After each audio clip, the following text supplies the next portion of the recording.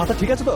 আচ্ছা, উল্টা পাল্টা করলে কিন্তু একদম জীবন আমার হাত আছে। স্বামী স্বামী ঘরের মধ্যে গয়না করে রাখলে কেমন যেন লাগে। আরে মেয়েদেরকে সবসময় সব জায়গায় গয়না ভালো লাগে মানে কি? গয়না কই? কিভাবে দাঁড়িয়ে আছেন কেন? চেক করেন, দেখেন আমি কোথায় রেখেছি। হ্যাঁ, চেক করেন।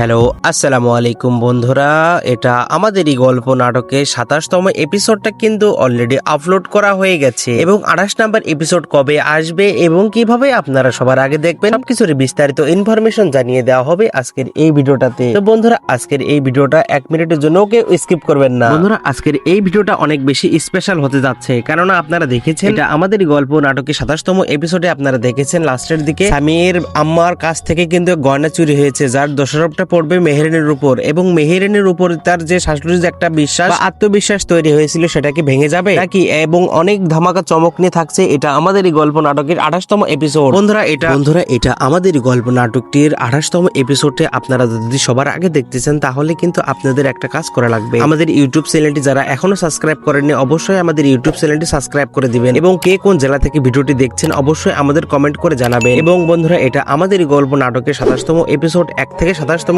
এপিসোড কিন্তু অনেক বেশি জনপ্রিয়তা লাভ করেছে ইতিমধ্যে। বন্ধুরা, আপনারা সবাই অপেক্ষা আছেন এটা আমাদেরই গল্প নাটকের 28তম এপিসোডটা দেখার জন্য। তো কবে আসবে এবং কিভাবে আপনারা সবার আগে দেখবেন? বন্ধুরা, এটা আমাদেরই গল্প নাটকের 28তম এপিসোড আসবে আগামীকাল 12টার সময়, অর্থাৎ আপনাদের কালকে পর্যন্ত অপেক্ষা করা লাগবে। তো বন্ধুরা, সবাই দেখুন, ভালো থাকবেন, সুস্থ থাকবেন, আল্লাহ হাফেজ এবং দেখা হবে আগামীকালকের ভিডিও নিয়ে।